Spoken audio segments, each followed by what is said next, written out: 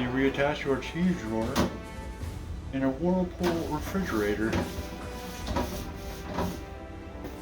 So if you haven't already, subscribe, like, and comment.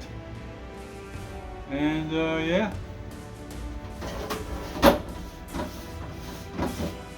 On to the next. Thanks.